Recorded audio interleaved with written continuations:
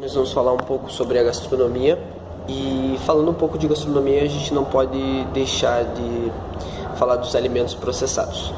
Bom, a grande maioria dos alimentos consumidos hoje passa por algum tipo de processamento. Bom, a definição de processamento é dada pelo conjunto de métodos que tornam esses alimentos consumíveis, garantam a segurança alimentar para que isso possa ser passado ao cliente e também conservem ele por algum determinado período de tempo.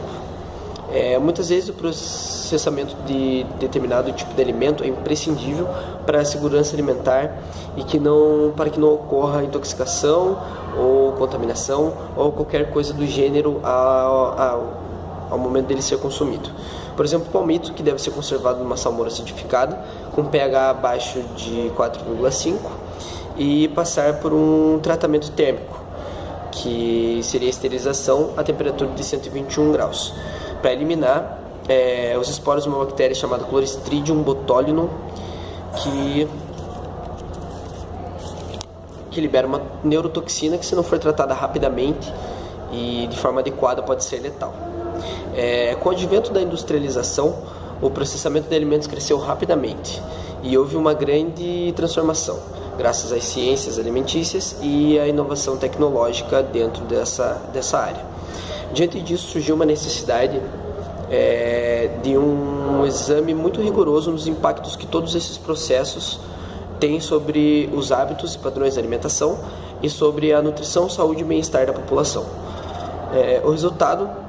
Isso foi o resultado de uma parceria entre a Nupens, da Universidade de São Paulo, e o Ministério da Saúde, que formulou o Guia Alimentar da População Brasileira, que foi lançado em novembro de 2014. Ele propõe a nova classificação dos alimentos baseados no grau de processamento, substituindo então a classificação da pirâmide alimentar, da qual a gente está acostumado, que foi abolida no ano de 2010.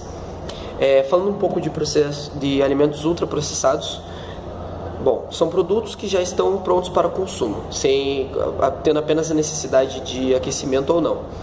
São formulações industriais, feitas inteiramente ou majoritariamente de substâncias extraídas de alimentos, como óleos, gorduras, açúcares e derivados constituintes de alimentos, como gorduras hidrogenadas e amidos modificados. Há também os sintetizados em laboratórios com base em matérias orgânicas, como por exemplo os corantes e aromatizantes, que são derivados do petróleo e do carvão. Esses alimentos, segundo alguns estudos, foram os principais causadores do avanço da obesidade no Brasil, e também foi o causador do dobro da incidência de obesidade entre jovens de 18 a 22 anos, saindo de 4,5% para 8,8%. As pessoas hoje pararam de cozinhar por conta dessa praticidade, e o resultado disso foi o maior consumo de gordura e de açúcar. Por esse motivo foi criado, acho que em 2010, o Plano de Ação para Doenças Crônicas Não Transmissíveis, que visa preparar o Brasil para enfrentar e deter nos próximos anos essas doenças crônicas, como AVC, diabetes, infarto e hipertensão.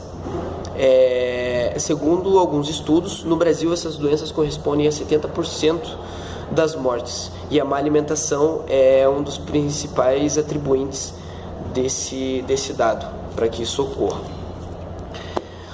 Falando um pouco sobre como isso reflete nos empreendimentos gastronômicos, nós, como gastrônomos, chamamos de comida de verdade o alimento que é processado sem o auxílio de nada que retire suas propriedades funcionais ou o seu sabor.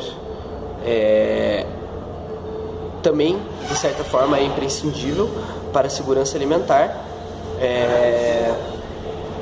que ele seja, alimentos ultraprocessados.